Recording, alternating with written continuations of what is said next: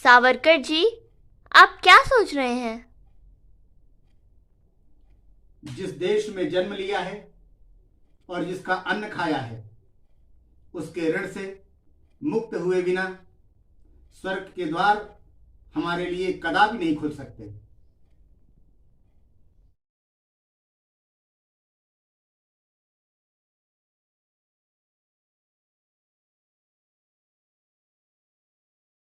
मैं सावरकर यह कहना चाहता हूं कि यदि कोई हिंदू, मुसलमान या ईसाई द्वारा स्पर्श किया हुआ अन्न खा ले या उसका जल पी ले तो वह भ्रष्ट हो जाता है। यह कल्पना ही वास्तव में एक मूर्खतापूर्ण कल्पना है, क्योंकि धर्म का स्थान पेट न होकर हृदय होना चाहिए। अब हमारे समाज में समाज हितकारी इस विचार क्रांति का दिग्दर्शन होना आवश्यक है। इसलिए अन्य व्यवहार से धर्म नष्ट हो जाता है, यह धारणा उचित नहीं है। हिंदू धर्म का निवास स्थान हमारे पेट में न होकर हमारे रक्त में है, हृदय में है और आत्मा में है।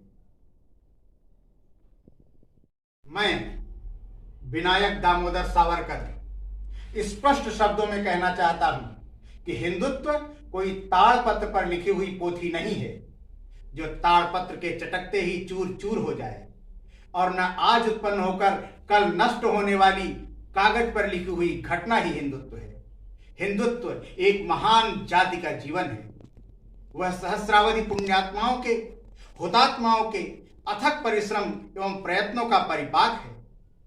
हाँ, हो सकता है वह आज उतार पर हो, किंतु फिर भी रत्नाकर है। सुप्त होने पर भी ज्वालामुखी है। देशद्रोहियों की प्रथम पंक्ति में खड़े रहने से कहीं अच्छा है कि मैं विनायक दामोदर सावरकर देशभक्तों की अंतिम पंक्ति में खड़ा हो जाऊं।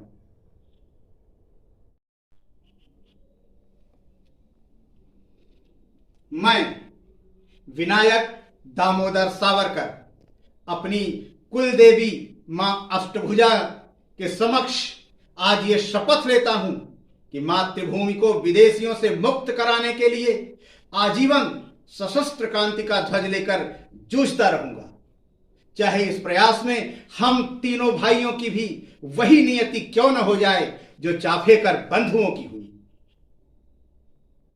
देशभक्ति का यह व्रत हमने आंख मूंद कर नहीं लिया है।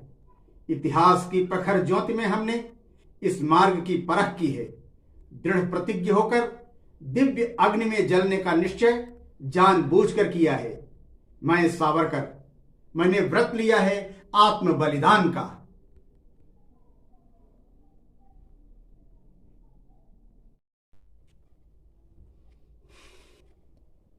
वीर सावरकर जी, आपको काल से डर नहीं लगता?